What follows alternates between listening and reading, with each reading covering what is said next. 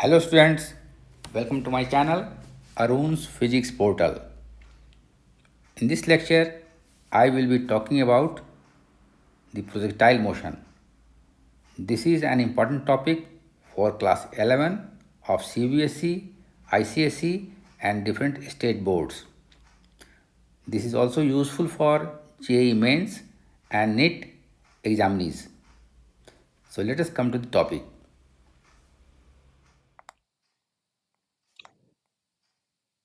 पहले देखते हैं कि प्रोजेक्टाइल क्या होता है।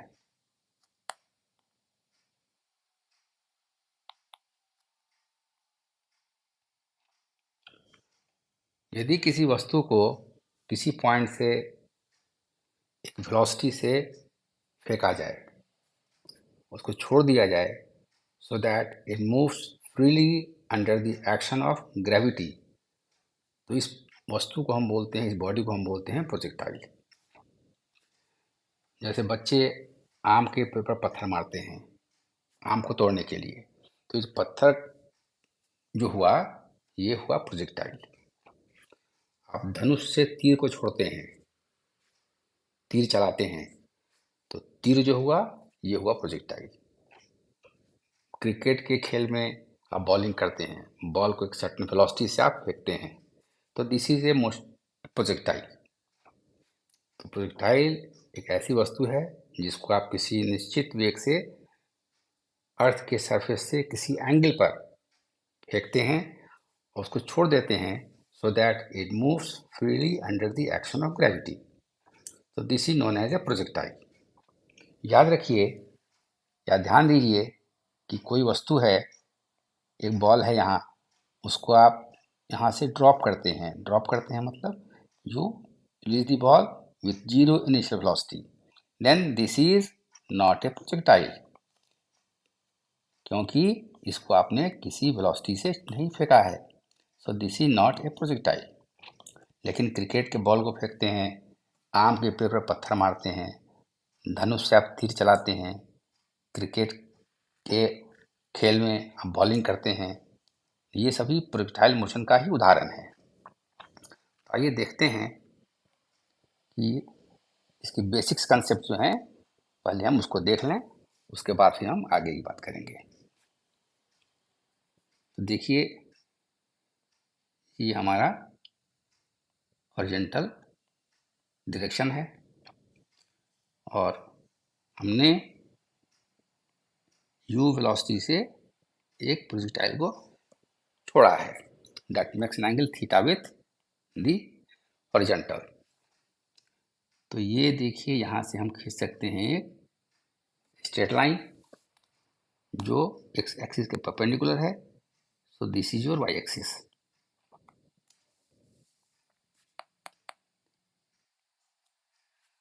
u वेलोसिटी के दो कंपोनेंट्स होंगे, एक होगा x की तरफ and this is u cos of theta, दूसरा है y की तरफ, इसका वैल्यू होगा u sin ऑफ थीटा। तो हम ये मान सकते हैं कि वस्तु की एक साथ दो वेलोसिटीज हैं, एक हॉरिजॉन्टल दिशा में है जिसका वैल्यू u cos थीटा है और एक वर्टिकल दिशा में है जिसका वैल्यू या जिसका initial magnitude u sin theta है। अब हम दोनों वेलोसिटीज की अलग अलग बात करेंगे। देखिए यहाँ है आपका velocity u cos theta along the horizontal, this is u cos theta.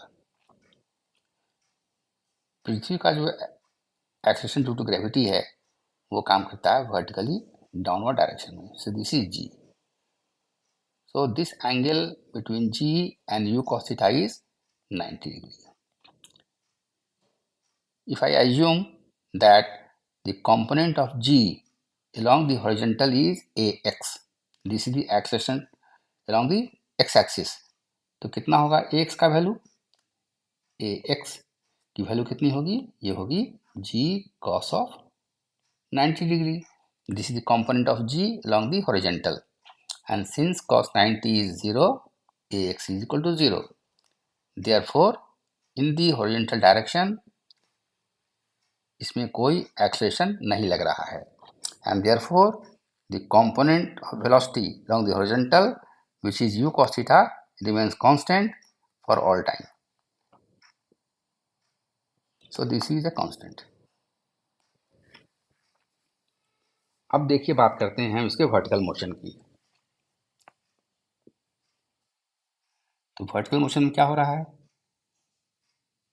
Initial velocity है उसकी u sin थीटा ऊपर की ओर, और इस पर लग रहा है नीचे की ओर एक्सेलरेशन ड्यू टू ग्रेविटी। तो क्या होगा, ये वस्तु जो ऊपर की ओर जा रही है इसकी initial velocity u sin theta है, उसका मैग्नीट्यूड धीरे धीरे कम होगा, क्योंकि because this is being retarded. तो धीरे धीरे वेग कम होगा उसका, और कहीं पर जाके ऊपर में इसकी वेलोसिटी 0 हो जाएगी, क्योंकि धीरे धीरे कम हो रहा है उसका वेग। तो क्या होगा, फिर ये ऊपर से नीचे की ओर आना शुरू करेगा। तो जिस पॉइंट तक वो पहुंचता है उसको हम बोलते हैं उसका मैक्सिमम हाइट, और मैक्सिमम हाइट पर उसकी वेलोसिटी 0 होगी। क्यों 0 होगी, अगर 0 नहीं होगा तो वस्तु ऊपर की ओर और जाती रहेगी जब तक कि वेलोसिटी 0 नहीं हो जाए। तो देखिए हम कई पॉइंट्स दिखा रहे हैं और देखते हैं कि हर एक पॉइंट पर वेलोसिटी क्या हो सकती है वस्तु की। तो आप देख रहे हैं कि वर्टिकल वेलोसिटी जो है तो धीरे धीरे कम होता है, हाईएस्ट पॉइंट पर पहुंचता है, और वहां जाने के बाद फिर वो नीचे की ओर आना शुरू करता है और वेलोसिटी फिर उसकी बढ़ती है। तो ये डिफरेंट पॉइंट्स हम दिखा रहे हैं आपको डॉटेड लाइन से। तो मान लीजिए ये पॉइंट पर वेलोसिटी है आपका, वेलोसिटी बदल गया, u sin theta has changed to new value u1 sin theta 1। ये वेलोसिटी मान लीजिए इस पॉइंट पर u1 है, तो इधर कितना हो जाएगा u1 cos ऑफ थीटा 1, यदि ये एंगल हमारा थीटा 1 है। वर्टिकल वेलोसिटी कितनी होगी u1 sin थीटा 1। उसी तरीके से यहाँ वेलोसिटी मान लें हम u2 है, तो velocity along the horizontal will be u2 cos of theta 2, और वर्टिकल वेलोसिटी हो जाएगी उसकी u2 sin of theta 2 if this angle is theta 2। आप ये जानते हैं कि दो वेक्टर्स का रिजल्टेंट जो है वो बड़े वेक्टर की ओर ही इंक्लाइंड होता है। तो चूंकि u sin थीटा का मान धीरे धीरे घट रहा है, वर्टिकल वेलोसिटी धीरे धीरे घट रही है, इसलिए जो रिजल्टेंट वेलोसिटी होगा प्रोजेक्टाइल का वो धीरे धीरे बेंड करेगा किस तरफ, एक्स एक्सिस की तरफ। So finally the particle will go along A curve path, और कर्व पाथ पर जाके वो फिर धीरे धीरे नीचे की ओर आना शुरू करेगा। तो ये हम दिखा रहे हैं आपको कर्व पाथ जिस पर ये पार्टिकल चल रहा है। जिस पथ पर पार्टिकल चलता है इसको हम बोलते हैं पार्टिकल का ट्रैजेक्टरी। This is trajectory.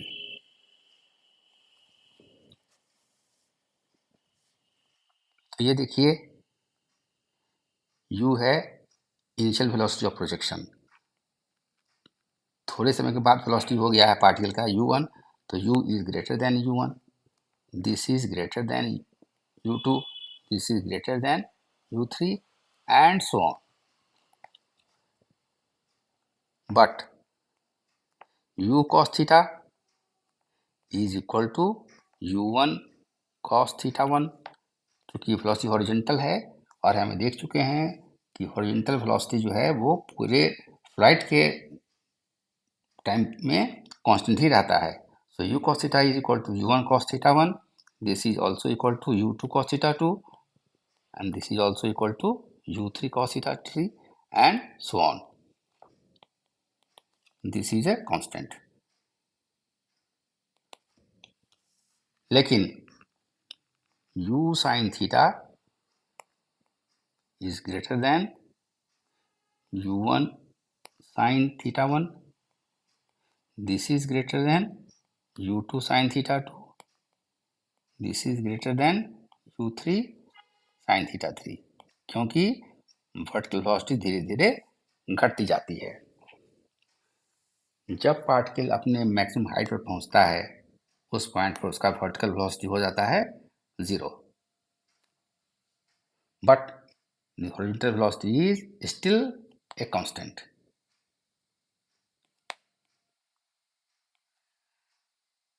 तो जिस एंगल से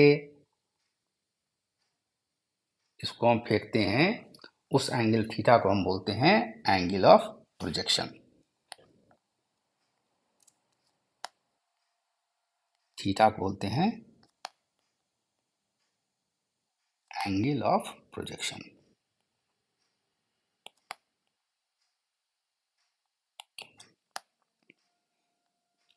जिस वेलोसिटी से शुरू में फेंकते हैं उसको हम बोलते हैं velocity of projection.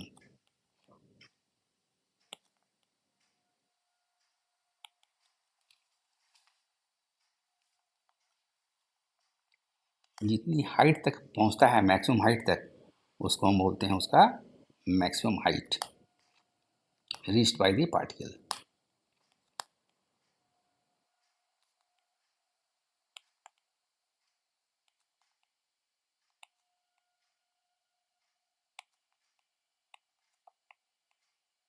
Attend bye projectile. Particle को जहाँ से फेंका गया और जहाँ पर वो फिर गिरता है उसी लेवल में आके उसको हम बोलते हैं उसका range. So R is the range of the projectile.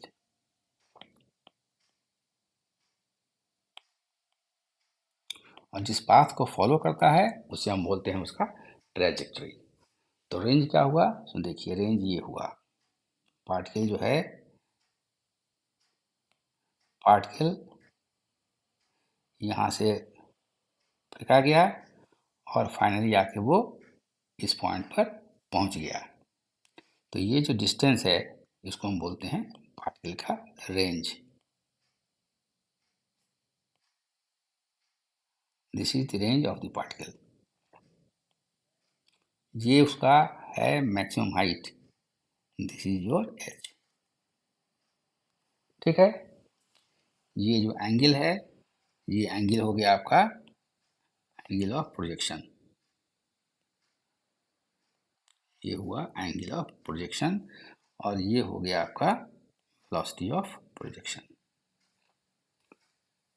अब इन सब बातों को ध्यान पे रख के हम निकालेंगे इसके द्वारा प्राप्त किया गया मैक्सिमम हाइट क्या होगा, इसका रेंज क्या होगा, what is the time of ascent, इसको ऊपर जाने में कितना समय लगेगा, और टाइम ऑफ डेसेंट नीचे आने में कितना समय लगेगा। टाइम ऑफ फ्लाइट पूरा समय जितने देर तक ये पार्टिकल हवा में है उसको हम बोलते हैं टाइम ऑफ फ्लाइट। और टाइम ऑफ फ्लाइट क्या होगा इसका भी हम एक्सप्रेशन निकालेंगे। आइए हम देखते हैं what is the maximum height reached.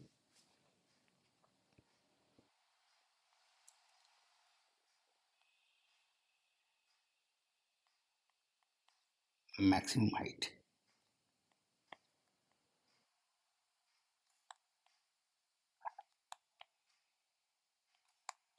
maximum height reached and this is h। देखिए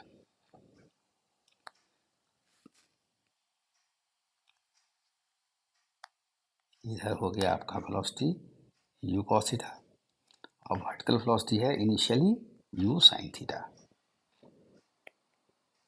सो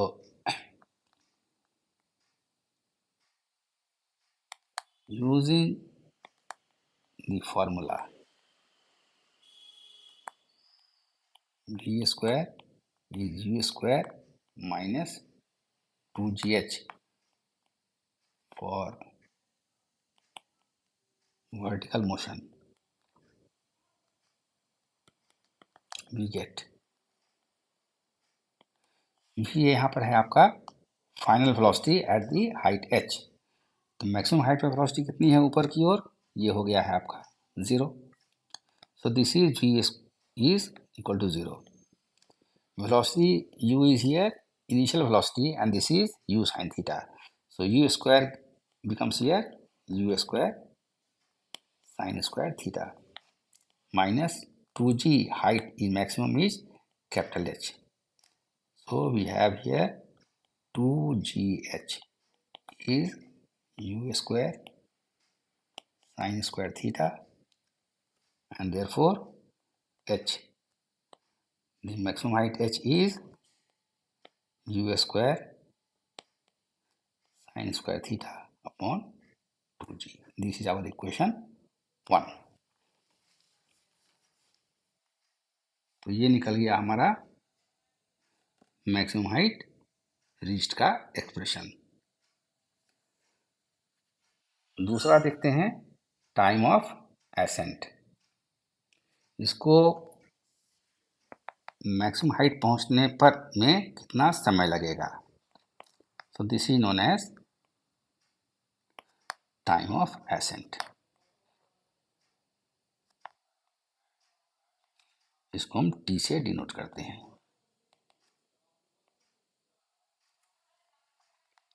सो for vertical motion we have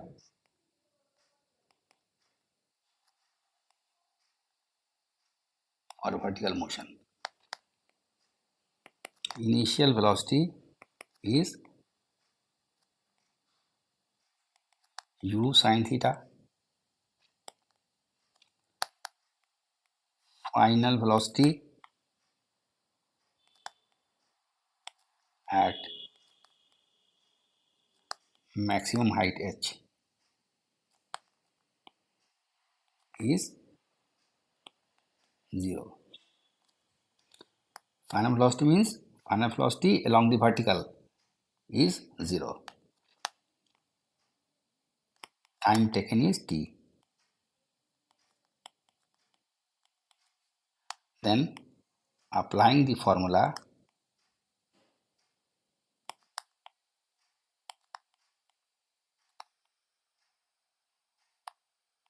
v equal to u minus gt, we get, what do we get?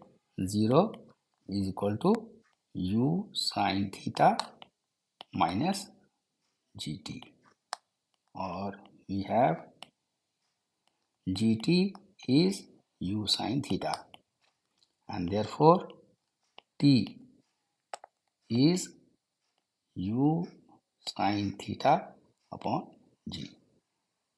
Particle को projection point से highest point तक पहुंचने में समय लगेगा u sin theta upon g। एक है टाइम ऑफ डिसेंट, ऊपर से नीचे आने में क्या समय लगेगा। तो ये देखिए टाइम ऑफ डिसेंट, हम देखेंगे टाइम ऑफ एसेंट और टाइम ऑफ डिसेंट दोनों इक्वल ही हैं। हम मानते हैं ये टाइम हमारा टी डैश है।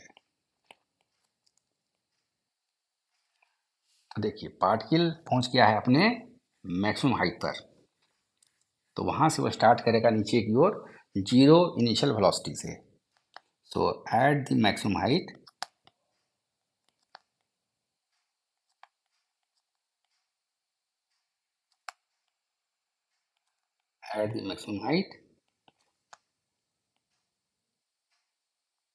initial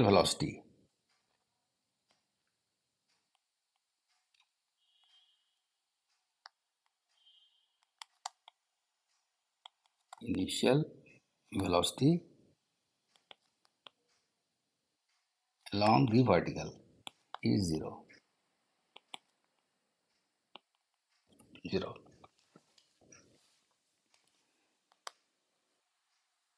मैक्सिमम हाइट वैल्यू कितना है उसका, h is equal to u square sine square theta upon 2g। Initial velocity है उसकी वर्टिकल दिशा में 0, तो इस पॉइंट से वो h हाइट पर है, नीचे की ओर गिरना शुरू करता है 0 वेलोसिटी से। तो समय अगर t डैश लगता है तो कितना होगा, be using the formula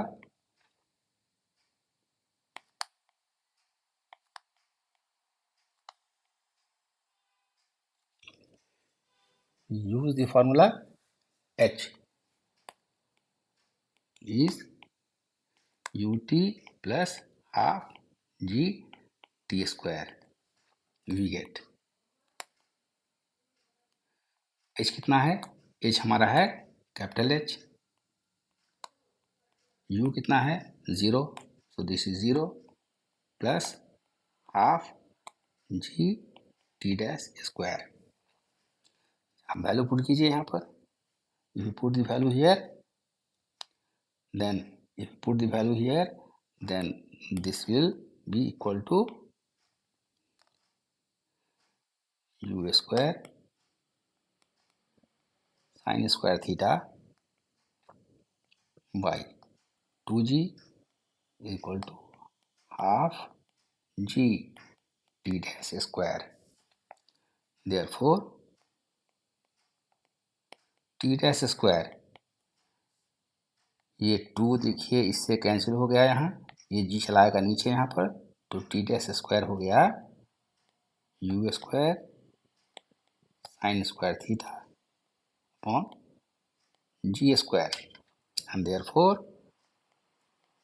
t dash is u sin theta upon g, and this is the same as the time of ascent.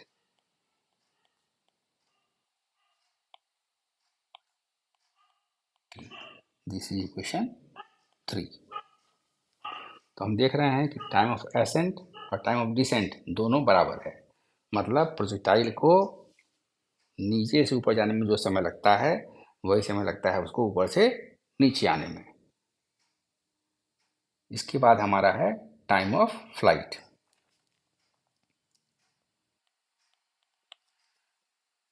Time of flight, इसको हम डिनोट करते हैं कैपिटल टी से. तो time of flight is the total time taken by the projectile to cover the distance from the point of projection to the point where it falls to the ground on the same level. तो time of flight कितना होगा? जितनी देर तक वो particle हवा में है. तो ये क्या होगा? t equal to time of accent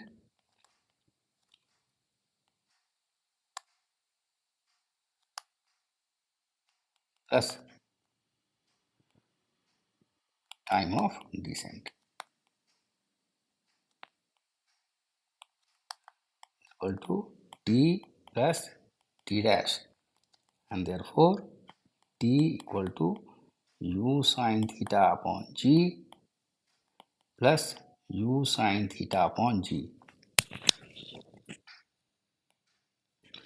and therefore t is equal to 2u sin theta upon g. So this is equation 4. So time of flight is equal to twice the time of flight. Time of flight is equal to twice the time of ascent or twice the time of descent.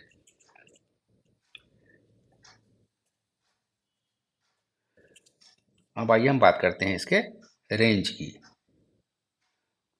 What is the range of the projectile?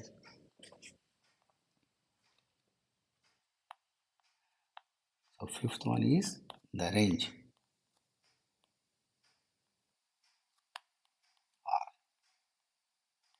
ये हम देख चुके हैं कि particle की velocity जो है वो हॉरिजॉन्टल दिशा में कांस्टेंट है, and that is equal to u cos theta.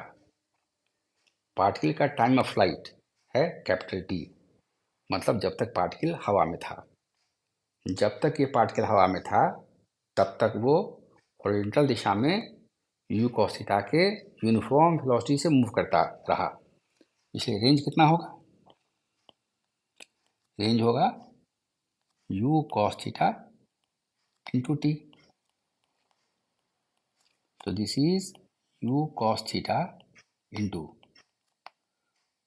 2u sin theta by g. This is equal to u square by g into 2 cos theta sine theta. This is equal to u square by G sine 2 theta.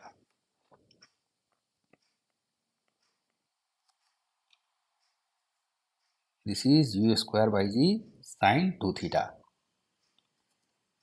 This is equation 5। Equation 5 को हम ऐसे भी लिख सकते हैं। Equation 5 can also be written as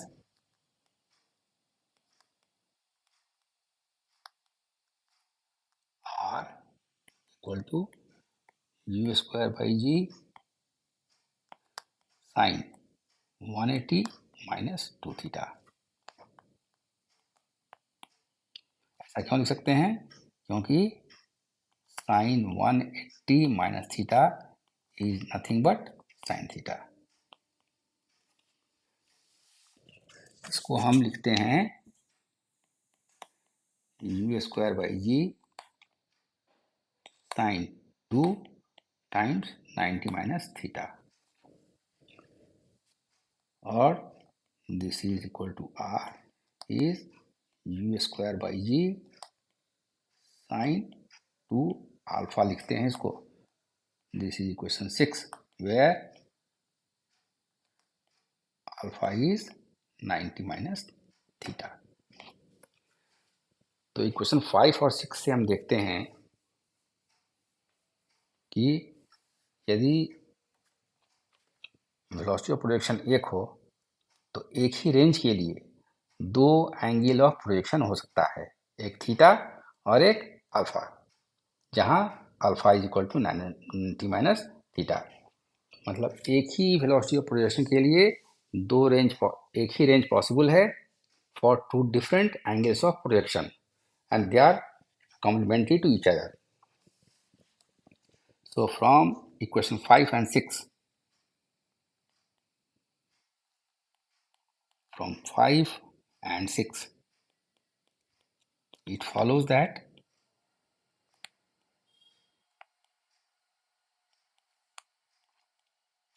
for a given range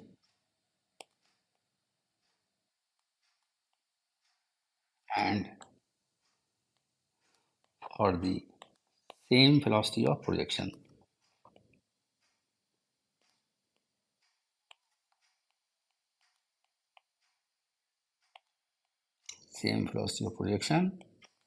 there can be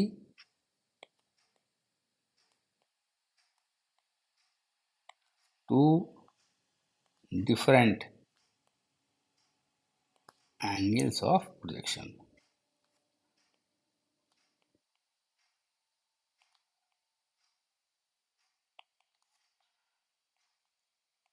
theta and 90 minus theta। तो आइए इसको हम देखते हैं डायग्राम की सहायता से। देखिए, ये हमारा हॉरिजॉन्टल लेवल है, इस प्रोजेक्टाइल को फेंका गया है 30 डिग्री पर और वो यहाँ से आके यहाँ आके गिर गया है। So this is the range.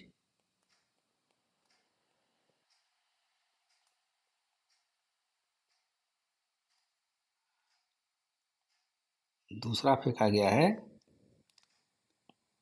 ये एंगल थीटा है और ये एंगल है आपका 90 माइनस थीटा। दोनों के लिए हम देख रहे हैं कि वेलोसिटी ऑफ प्रोजेक्शन एक ही है, फिर भी दोनों का रेंज जो है तो एक ही है। अंतर कहाँ है? अंतर सिर्फ इसमें है कि दोनों के द्वारा अटेंड मैक्सिमम हाइट जो है सो डिफरेंट है। एक का है कम और एक का है ज़्यादा। ये है H1 और इसका है आपका H2। तो रेंज समान है, वेलोसिटी ऑफ प्रोजेक्शन समान है, लेकिन सिर्फ हाइट जो है दोनों का वो अलग अलग है। एक का एंगल थीटा है, दूसरे का angle of projection 90 minus theta है। तो थीटा का मान 10 है तो 90 में थीटा कितना होगा, वो होगा 80। थीटा 20 है तो दूसरा एंगल जो है वो कितना होगा, 70। मतलब दोनों एंगल ऑफ प्रोजेक्शन जो हैं सो एक दूसरे के कॉम्प्लीमेंट्री एंगल्स हैं। अब आइए हम बात करते हैं इक्वेशन ऑफ ट्रेजेक्टरी।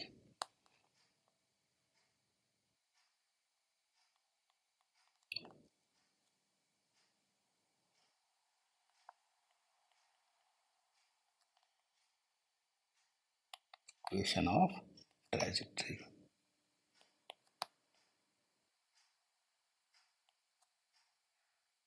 देखिए इसका हम दिखा रहे हैं आपको ट्रेजेक्टरी कैसा है।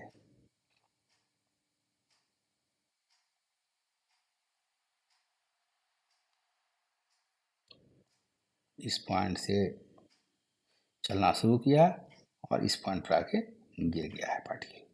किसी समय t पर इसका पोजीशन है p x y। So if this is your axis x and this is axis y, then क्या होगा, यहाँ से डालिए परपेंडिकुलर x एक्सिस पर। So this is y and this is your x. The angle of projection is theta and the velocity of projection is u.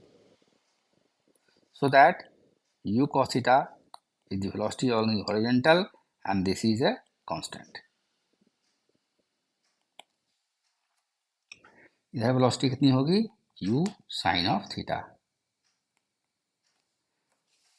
अब आइए हम देखते हैं कि x कितना होगा और y कितना होगा।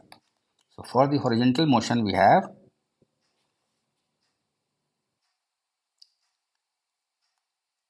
for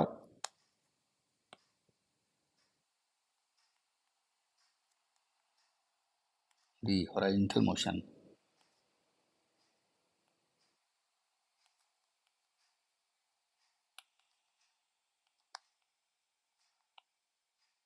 we have x equal to u cos theta into t। किसी समय t पर पार्टिकल का पोजीशन है p x y, मतलब x कोऑर्डिनेट है x और y कोऑर्डिनेट है y। So x will be equal to u cos theta into t and this gives you the value of time t as x upon u cos theta. For the vertical motion we have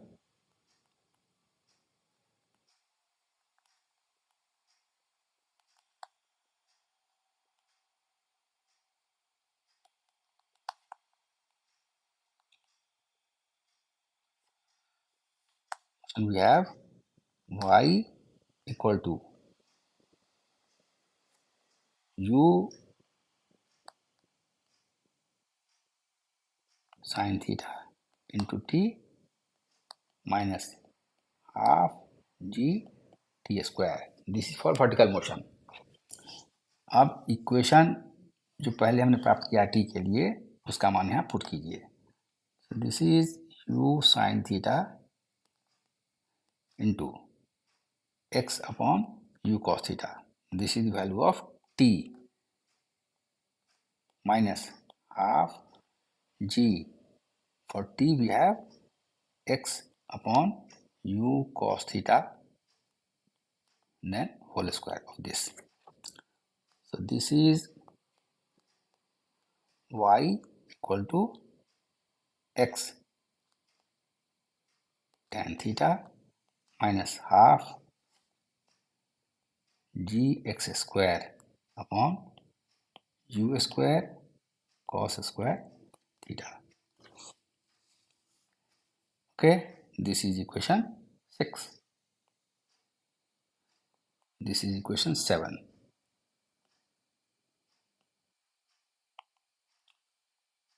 This is equation 7.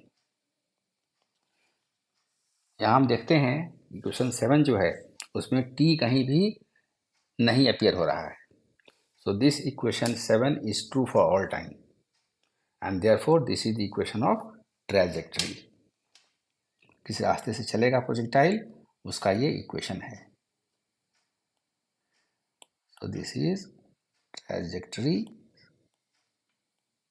Equation.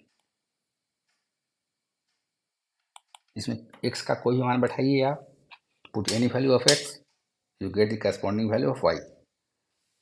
तो x के different मान के लिए y का different मान होगा, और इस x1 y1 x2 y2 x3 y3 सबको प्लॉट करेंगे अगर हम पॉइंट्स को, तो you get the curve along which the projectile will move. So this is the equation of trajectory.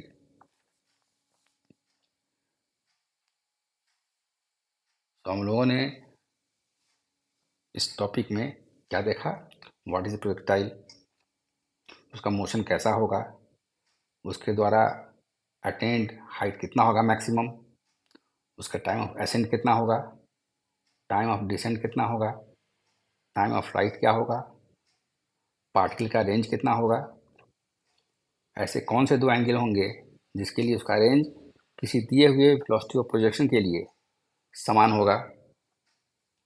ये सब चीज़ हमने देखा। I assume you like this lecture. यदि आपको हमारा ये लेक्चर अच्छा लगा हो तो लाइक करें, शेयर करें और मेरे चैनल को सब्सक्राइब करें। See you next time with some other topic of interest.